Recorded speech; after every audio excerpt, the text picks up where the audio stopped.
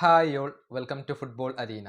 പെരസിന്റെ എതിർ സ്ഥാനാർത്ഥിയായിക്കൊണ്ട് മത്സരിക്കുന്ന എൻറിക്കെ റിക്വൽമി വലിയ വലിയ വാഗ്ദാനങ്ങളാണ് ഇപ്പോൾ റയൽ ആരാധകർക്ക് നൽകുന്നത്. ഏർലിംഗ് ഹാലൻഡിനെ കൊണ്ടുവരുമെന്ന് അദ്ദേഹം പറഞ്ഞിരുന്നു. അത് വലിയ വിവാദമായി. മാഞ്ചസ്റ്റർ സിറ്റിയും അതുപോലെ തന്നെ ഏർലിംഗ് ഹാലൻഡിന്റെ ഏജന്റും അത് തള്ളിക്കളയുകയായിരുന്നു.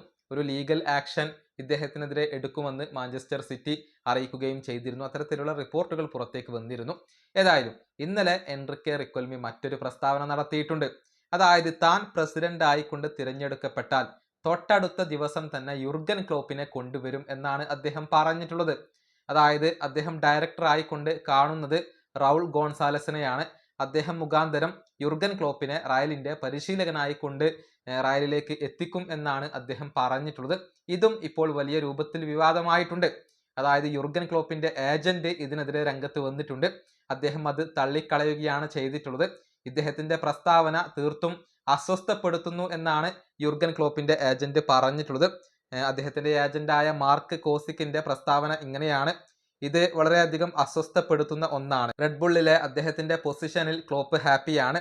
നിലവിൽ ഏതൊരു ടീമിന്റെയും പരിശീലകനായിക്കൊണ്ട് മടങ്ങിയെത്താൻ അദ്ദേഹം ഉദ്ദേശിക്കുന്നില്ല. ഇതാണ് ക്ലോപ്പിന്റെ ഏജന്റ് പറഞ്ഞിട്ടുള്ളത്. അതായത് എൻറിക്കെ റിക്വൽമി എന്ത് വാഗ്ദാനം നൽകുന്നുവോ അതെല്ലാം ഇപ്പോൾ നിരസിക്കപ്പെടുകയാണ് ചെയ്യുന്നത്. ഹാലൻഡിനെ കൊണ്ടുവരുമെന്ന് പറഞ്ഞു, അത് നിരസിക്കപ്പെട്ടു. ക്ലോപ്പിനെ കൊണ്ടുവരുമെന്ന് പറഞ്ഞു, അതും നിരസിക്കപ്പെട്ടു എന്നുള്ളത് മാത്രമല്ല, വിവാദങ്ങളിൽ കലാശിക്കുകയാണ് ചെയ്തിട്ടുള്ളത്. ഈ സമയത്താണ് പെരസിന്റെ ഒരു ബുദ്ധി നമ്മൾ എടുത്തു പറയേണ്ടത്.